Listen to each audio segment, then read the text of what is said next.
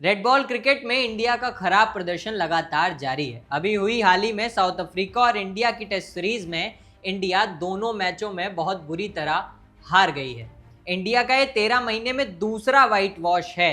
पहला न्यूजीलैंड के खिलाफ हुआ था जब 3-0 से एक घरेलू टेस्ट सीरीज में न्यूजीलैंड ने इंडिया को हरा दिया था। उसके बाद अभी साउथ अफ्रीका ने भी इस घरेलू टेस्ट सीरीज में इंडिया को बहुत बुरी हार दी है। साउथ अफ्रीका ने पहले मैच में दूसरी इनिंग में इंडिया को 224 रन का टारगेट दिया था खाली, और इंडिया वो भी नहीं बना पाया, सिर्फ 93 रन बना पाया और ऑल आउट हो गया और 40 रन से उस मैच को गवा दिया। उसके बाद दूसरे मैच में साउथ अफ्रीका ने पहली बैटिंग करते हुए 489 रन बनाए। उसके बाद इंडिया ने अपनी पहली इनिंग में 201 रन बनाए। उसके बाद साउथ अफ्रीका ने 260 रन बनाए दूसरी इनिंग में 5 विकेट खोकर और अपनी पारी को डिक्लेयर कर दिया। उसके बाद दूसरी इनिंग में भारत सिर्फ 140 रन बना पाया और ऑल आउट हो गया, और इस मैच को भारत ने 408 रन से गवा दिया। यह अब तक की पूरे गौतम गंभीर के कोचिंग टेन्योर में भारत की सबसे बड़ी हार थी और शर्मनाक हार थी। गौतम गंभीर का जो रिकॉर्ड रहा है as a coach test cricket में, वो बहुत ही ज़्यादा चिंताजनक रहा है, बहुत ही ज़्यादा निराशाजनक रहा है। लगातार टेस्ट में हम मैचों को हारे हैं। हम लोगों ने बॉर्डर गावस्कर ट्रॉफी को गंवाया, उसके अलावा हम वर्ल्ड टेस्ट चैंपियनशिप के फाइनल में भी नहीं पहुंच पाए। हम इंग्लैंड से भी सीरीज को ड्रॉ करके चले आए। सिर्फ हमने बांग्लादेश और वेस्ट इंडीज़ के खिलाफ अच्छा प्रदर्शन किया, मगर अच्छी टीमों के सामने हम खुद वेस्ट इंडीज़ और बांग्लादेश की तरह परफॉर्म करने लगते हैं। इसके जो सबसे बड़े कारण हैं वो हैं कि स्पेशली बैट्समैन पे फोकस नहीं किया गया। इस पूरी जो ये सीरीज रही, इसके अंदर ऑलराउंडर्स को खिलाने पर ज़्यादा जोर दिया गया और ऑलराउंडर्स फेल रहे। उसके अलावा एक अच्छा फिंगर स्पिनर भी इंडिया खोज रही है, जो इंडिया को नहीं मिल रहा है। और अभी जो पहला मैच साउथ अफ्रीका के साथ हुआ, उसमें 4 स्पिनर्स के साथ इंडिया उतरी थी। उसके बाद दूसरे मैच में लगातार 2-3 बड़े बदलाव कर दिए। अक्षर पटेल को बाहर बैठा दिया, उसके अलावा नीतीश कुमार रेड्डी को खिलाया। गिल तो चोटिल ही हो गए थे, वो एक बड़ा नुकसान इंडिया को हुआ।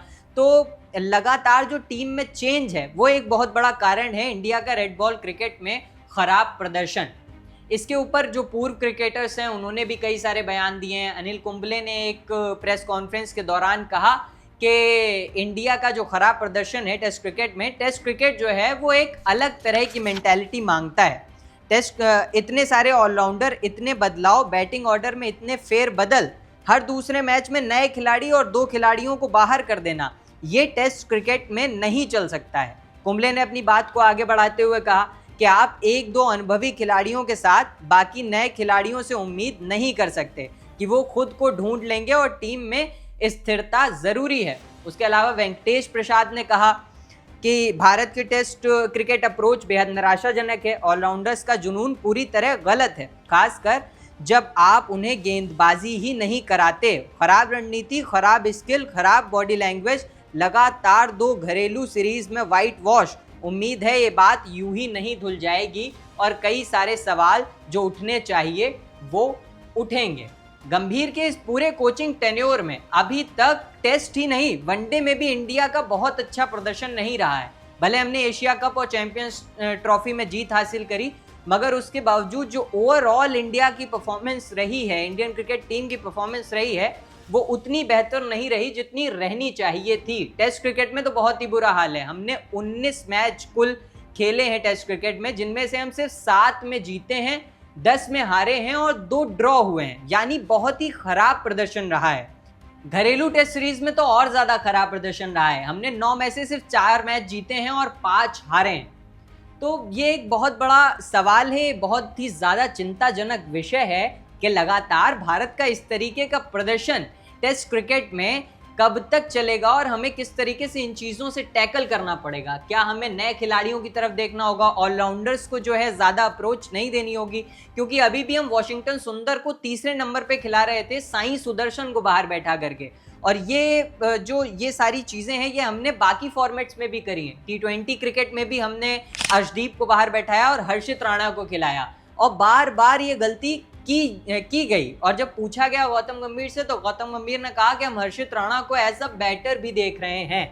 तो अगर आपको 8वें 9वें नंबर पे बैटिंग की ज़रूरत है, यानी आपके टीम स्ट्रक्चर में कहीं ना कहीं थोड़ी बहुत कमी है। क्योंकि लगातार ऑलराउंडर्स पे अगर आप फोकस करेंगे और उनको भी बॉलिंग आप नहीं देंगे तो जो आपकी ऊपर का स्ट्रक्चर है, जो आपकी अपर बॉडी है टीम की, वो बहुत कमज़ोर हो जाएगी। आपको उसमें प्रॉपर बैट्समैन नहीं मिलेंगे, जिसकी वजह से एक बड़ा स्कोर करने में काफ़ी ज़्यादा प्रॉब्लम होगी, जो कि अभी पिछले कई टेस्ट मैचेस में भी देखा गया। हम 300 के स्कोर को भी टच नहीं कर पाए। तो ये सारे सवाल लगातार उठ रहे हैं, गंभीर पर उठ रहे हैं, टीम मैनेजमेंट पर उठ रहे हैं कि सिलेक्शन में कौन सी गलतियां हो रही हैं। और लगातार जो चीज़ें अभी देखी गई साउथ अफ्रीका सीरीज़ में भी, जो बड़े बदलाव लगातार किए गए, बड़े खिलाड़ियों का रिटायरमेंट लेना, उनका मैनेजमेंट से जो मतभेद रहा, क्या अभी भी टीम के अंदर कुछ ऐसी चीज़ें हैं जिनकी वजह से टीम आपस में मिलजुल करके नहीं खेल पा रही है, कुछ तनाव है प्लेयर्स के ऊपर, जो लगातार सवाल उठ रहे हैं। मगर पूर्व खिलाड़ी सुरेश रैना ने ये बात भी कही कि इसमें कोच की गलती नहीं है।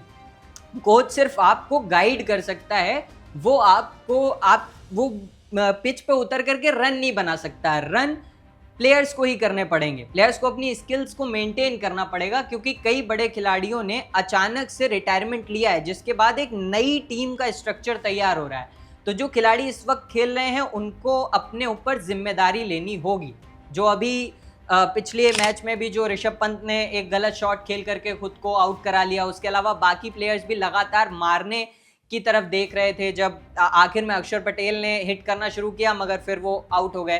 तो 124 रन का टारगेट हम पूरा नहीं कर पाए, और उसमें कई सारे ऐसे विकेट थे जो कि अच्छी बॉलों पे नहीं गए थे, जो बड़े शॉट्स खेलने की वजह से गए थे। तो ये सुरेश रैना ने कहा कि जो प्लेयर्स हैं उन्हीं को विकेट भी लेने पड़ेंगे और उन्हीं को रन भी बनाने पड़ेंगे, कोच सिर्फ और सिर्फ गाइड कर सकता है। इतने सारे सवाल। उसके बाद अभी साउथ अफ्रीका की टेस्ट सीरीज के बाद जब प्रेस कॉन्फ्रेंस हुई तो उसमें गौतम गंभीर ने भी ये बात कही कि मेरा जो निर्णय है मेरे बारे में वो बीसीसीआई लेगा।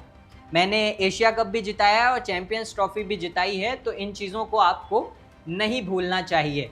मगर फिर भी जिस तरीके का प्रदर्शन इंडिया का है और लगातार जिस तरीके के बदलाव टीम इंडिया में किए जा रहे हैं, उनके ऊपर ये सवाल उठना बेहद लाजमी है और उठने भी चाहिए, क्योंकि इस बार के टेस्ट वर्ल्ड चैंपियनशिप के सर्कल में हमें फाइनल में जाना है और फाइनल को जीतना भी है। पिछली 2 बार हम फाइनल में गए और हम एक अच्छी तरह से जीतते हुए फाइनल में गए थे, मगर उसके बाद 2 बार एक कड़ी हार हमें मिली। उसके बाद अभी तीसरी बार हम फाइनल में पहुंच ही नहीं पाए गौतम गंभीर की कोचिंग टेन्योर में, जो कि कहा जाता है कि एक डाउन ग्राफ देखा गया है इंडिया का, वो गौतम गंभीर के इस कोचिंग टेन्योर में आया है टेस्ट क्रिकेट में। हम तीसरी बार वर्ल्ड टेस्ट चैंपियनशिप के फाइनल में पहुंचे भी नहीं, उससे पहले हम 2 बार पहुंचे थे मगर हार गए।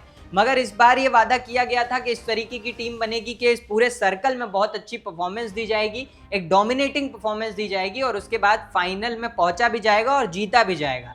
तो इस तरीके की बातों के बाद अगर हर बार इतने सारे फेरबदल टीम में होते रहेंगे तो ये जो बात कही गई है इसको पूरा कर पाना मुश्किल हो जाएगा। और हम उम्मीद करते हैं कि जिस तरह से इंडिया ने अभी तक टेस्ट क्रिकेट में डोमिनेट किया है आगे भी करती रहेगी, और ये ज़रूरी भी है क्योंकि टेस्ट क्रिकेट पर इस वक्त सारी टीमें फोकस कर रही हैं। तो वर्ल्ड लेवल पर अपनी इस नाक को बचाने के लिए इंडिया को टेस्ट क्रिकेट में अच्छी परफॉर्मेंस देनी पड़ेगी और एक अच्छे क्रिकेट की तरफ इंडिया को बढ़ना पड़ेगा। अपनी टीम स्ट्रक्चर को तय करना पड़ेगा कि हम किन लोगों को खिलाएंगे। ऑलराउंडर्स के ऊपर पूरी तरह से फोकस नहीं करेंगे, जो स्पेशल जो प्रॉपर बैट्समैन है उनको मौका दिया जाएगा, क्योंकि ऊपर का जो आपका टॉप ऑर्डर है उसमें ठीक ठाक बैट्समैन का होना ज़रूरी है। सिर्फ ऑलराउंडर्स को अगर हम अप्रोच हमारी ये रहेगी कि हम सिर्फ ऑलराउंडर्स को खिलाएं तो वो बेहद गलत हो जाएगा। तो इस बारे में हमें लगातार सोचना पड़ेगा और एक अच्छी टीम बिल्ड करनी पड़ेगी, जिसके बाद हम सारे मैचेस में एक डोमिनेशन की तरह जीतें। क्योंकि पहले क्या था कि साउथ अफ्रीका जब यहाँ पे खेलने आती थी या कोई और टीम भी खेलने आती थी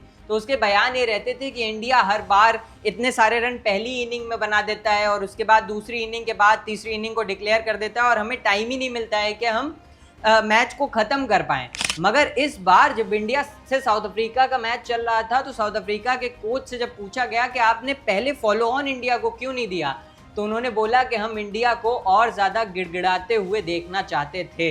इस तरीके की बात एक इंटरनेशनल टीम के कोच का कहना, और उससे पहले भी जब ऑस्ट्रेलिया से हम बॉर्डर गावस्कर ट्रॉफी खेलने गए तो वहाँ की भी मीडिया में बहुत सारे ऐसे सवाल इंडिया पे लगातार उठ रहे थे। तो हमें इन चीज़ों पे लगातार काम करना पड़ेगा कि हमें एक अच्छी टीम बिल्ड करनी पड़ेगी। हम वर्ल्ड लेवल पे बहुत ज़्यादा पहचाने जाते हैं तो हमें उस तरह से पेश भी आना पड़ेगा, उस तरह से खेलना भी पड़ेगा। तो गौतम गंभीर पे उठते हैं इन सवालों में और टीम इंडिया पे उठते हैं इन सवालों में, हम ये उम्मीद करेंगे कि ये सवाल आगे चल कर के ख़त्म हो जाएंगे और टीम इंडिया बेहद अच्छी परफॉर्मेंस के साथ इस बार टेस्ट वर्ल्ड चैंपियनशिप के फाइनल में पहुंचेगी और जीतेगी भी।